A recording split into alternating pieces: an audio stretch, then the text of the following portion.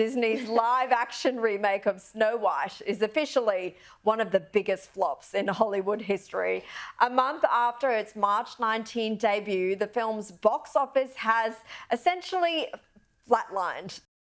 How does a studio famous for happily ever after deliver a story that ends in a nightmare? Picture the Disney logo shimmering over a $270 million epic, only for opening weekend audiences to stay home and meme the flop in real time. Tonight we are peeling back every layer of the disaster they are calling the poisoned apple of Hollywood, and the fallout is wilder than any fairy tale you have ever heard. But the box office bloodbath is just Act 1. From Rachel Zeglers' viral soundbites to Andrew Burnaps' leaked frustrations, from Gal Gadots' velvet glove shade to Disney executives hitting the panic button, this saga has heroes, villains, and more plot twists than the Brothers Grimm could dream up. Keep watching, because each twist tees up a bigger shock than the last, and the final question may change how you see every live-action remake to come. Disney thought it had a sure thing, a globally recognized princess, a multi-generational fan base, and a director with musical pedigree. Yet after 2 years of reshoots and a runaway budget that crept past the $270 million mark, Snow White crawled to a worldwide haul of roughly $145 million,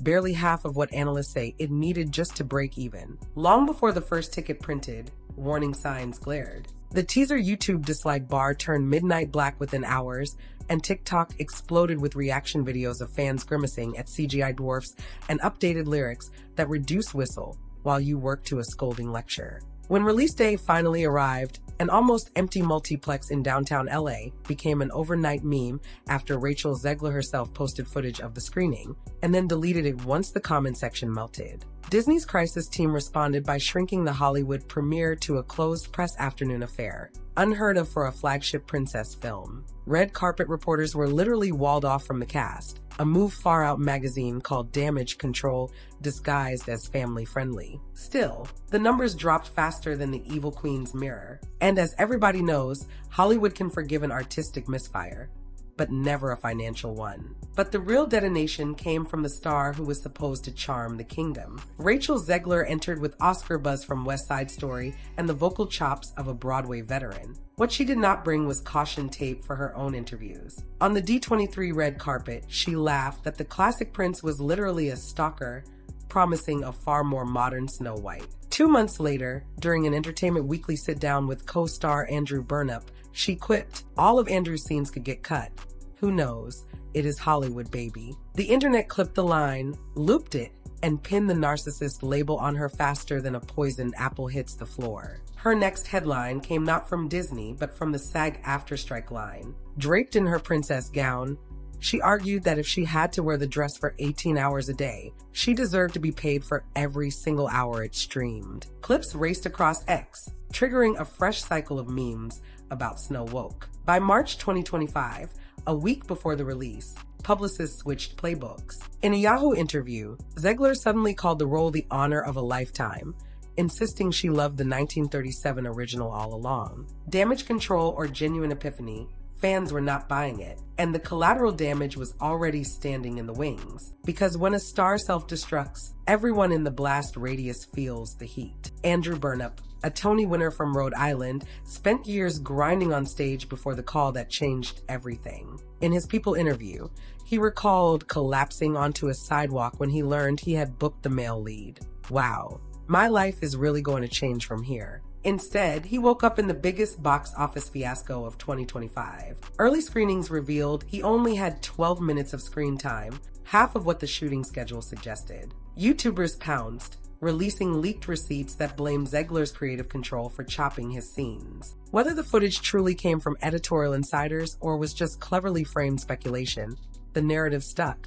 Burnap was Disney's sacrificial prince, sidelined to elevate a dominant Snow White. Soon paparazzi photos vanished. An anonymous agent told The Hollywood Gossip that Burnap was dodging any event tied to Snow White unless contractually obligated. Co-star synergy had become co-star survival. Yet the quietest dagger came from the queen herself. Gal Gadot has navigated fan wars before. She brushed off Wonder Woman 1984 backlash and global political scrutiny. But insiders say this press tour felt different. People reported that Gadot and Zegler have nothing in common, describing a cordial but ice-cold working relationship. During an Oscars backstage interview, Gadot was asked what derails a project. She stared down the camera and replied, "When people forget teamwork and start campaigning for talking points." Viewers saw a queen aiming her poison apple straight at her princess without naming her. Politics amplified the fissure. Zegler voiced pro-Palestinian solidarity on social media. Gadot, an IDF veteran,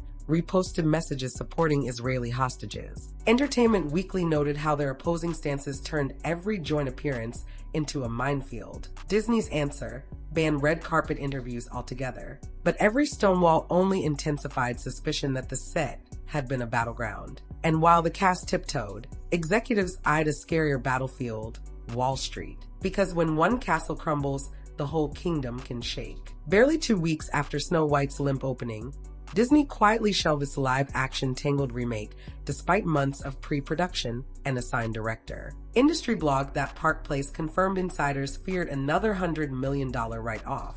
Disney stock watchers noticed the pattern. Little Mermaid underperformed in 2023, Snow White cratered in 2025, and now executives were openly mulling an end to the remake era. Business Insider reported longtime superfans calling the constant reboots cash grabs, a sentiment bleeding into family demographics Disney depends on. Still, 2 remakes linger on the slate: Lilo and Stitch this May and Moana next summer. Analysts say if either film belly flops, the strategy could face a wholesale reset, with new chief Daria Sircek rumored to favor smaller, original stories over 200 million CG musicals. Inside Burbank, the mood is survivalist. Sources told Business Insider the studio's internal mantra has shifted from IP is king to IP must justify itself. A poison apple can only strike once.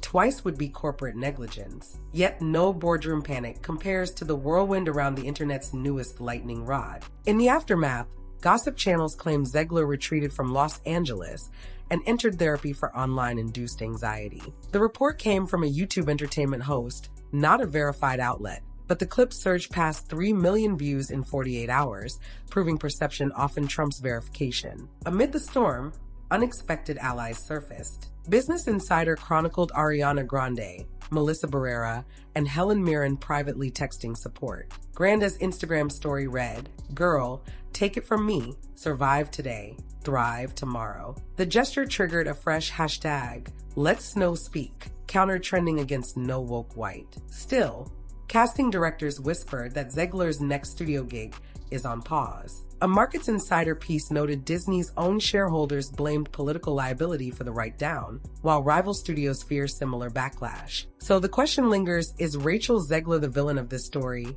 or simply the newest scapegoat in Hollywood's century-old blame game? A princess criticized her source material, a prince lost his fairy tale arc, a queen distanced herself with diplomatic shade, and the studio that once branded itself the home of magic watched its kingdom wobble. Snow White was never just one film. It became a referendum on nostalgia, politics, and the limits of brand immunity. If Disney pivots toward originality, historians may mark March 2025 as the month the remake bubble burst. If it doubles down, the next opening weekend will answer whether audiences still believe in happily ever afters crafted by algorithm. Meanwhile, Rachel Zegler sits at the crossroads: martyr, misstep, or musical comeback waiting to happen. So tell us, does she deserve another shot?